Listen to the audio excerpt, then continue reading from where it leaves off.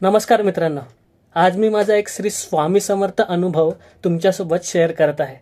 माझी आई ॲडमिट होती हॉस्पिटलमध्ये आणि माझ्याकडे ना इन्शुरन्स होतं माझ्या कंपनीचा, तर म्हणून मी चांगल्या हॉस्पिटलमध्ये माझ्या आईला ॲडमिट केलं आणि आईला ॲडमिट करून 4 दिवस झाले। आई बरीही झाली। डॉक्टरांनी सांगितलं की तुझी आई बरी आहे, तू आता तिला घेऊन जाऊ शकतो, डिस्चार्ज घेऊ शकता तुम्ही दुसऱ्या दिवशी म्हणजे 5व्या दिवशी।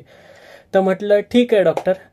तर मग म्हटलं की ठीक आहे, मी बिल बघून येतो की बिल किती झालं आहे। तर बिल पाहिलं तर बिल 1,80,000 रुपये झालं होतं बिल तेव्हा। तर म्हटलं अरे बापरे, आता 1,80,000 रुपये आपण भरायचे कसे, खूप टेन्शनमध्ये आलो। तसाच मी त्या टेन्शनमध्ये घराकडे निघालो आणि घराकडे निघाल्यानंतर पाठीमागे आई आणि पप्पा हॉस्पिटलमध्येच होते, तर ते डिस्कस करत होते। आणि त्याच वेळेस आहे ना, तिकडे एक मुलगा होता बाजूच्या बेडवरती, त्याचे आजोबा होते। तर त्यांनी पप्पांना विचारलं काय झालं, तुम्ही काय एवढं घाबरला। तर त्यांनी सांगितलं की पप्पांनी माझ्या सांगितलं की नाही, आमचं आहे ना इन्शुरन्स आहे, 1,80,000 रुपये अमाऊंट झाली आहे, पण आम्हाला भीती वाटते की होईल की नाही क्लेम, आमचे पूर्ण पैसे येतील की नाही।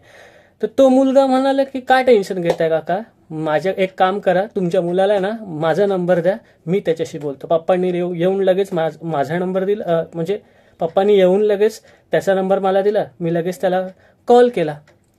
तर कॉल केला ना, त्यावेळेस आहे ना त्याची रिंगटोन होती श्री स्वामी समर्थ, श्री स्वामी समर्थ, हा जो मंत्र आहे ना ती रिंगटोन होती। मला त्यावेळेस काही क्लिक नाही झालं। मी त्याशी बोलण्याच्या वरात बोलत गेलो आणि त्यांनी सगळं सांगितलं, समजावलं, तू काय टेन्शन घेऊ नको, डिस्चार्जच्या दिवशी मी इथेच असेल आणि आपण सगळं करू। तर डिस्चार्जच्या दिवशी पण ते सगळं झालं आणि त्यांनी व्यवस्थित सगळं डॉक्युमेंटेशन करून दिलं आणि मला ना फक्त काही 3-4 हजार रुपये भरायला लागले आणि माझे पूर्ण पैसे आले त्याच्यामुळे।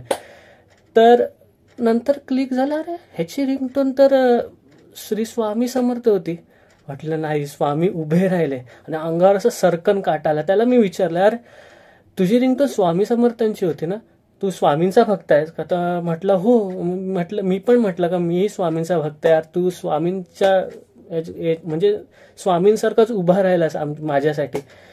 तर तो म्हटला की अरे स्वामी आहे ना स्वतः पाठवतात त्यांच्या बदली असे त्यांच्या भक्तांना मदत करण्यासाठी। तर तेव्हा इतकं म्हणजे असं भरून आलं की नाही, असं असतं ना की संकटांच्या आधी स्वामी आपल्या मदतीला येत असतात, फक्त आपल्याला ओळखता आलं पाहिजे की ते स्वतः स्वामी आले आहेत।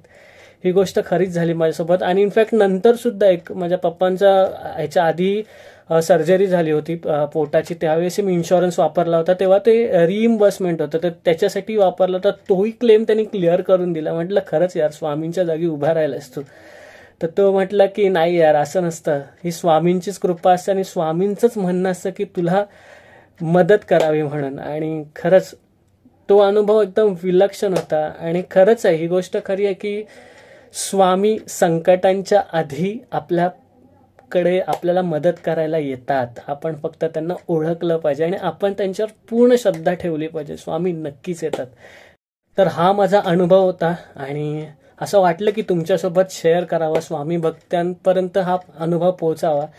तर होप सो हा अनुभव तुम्ही अजून तुमच्या मित्रांपर्यंत आणि स्वामी भक्तांपर्यंत पोहोचवाल आणि स्वामी भक्ती अशीच वाढत राहील स्वामी भक्तांमध्ये। तर मग पुढचा एखादा अनुभव किंवा स्वामींबद्दलचा व्हिडिओसाठी आपलं यूट्यूब चॅनल स्वामी आणि आपण पाहत राहा। श्री स्वामी समर्थ।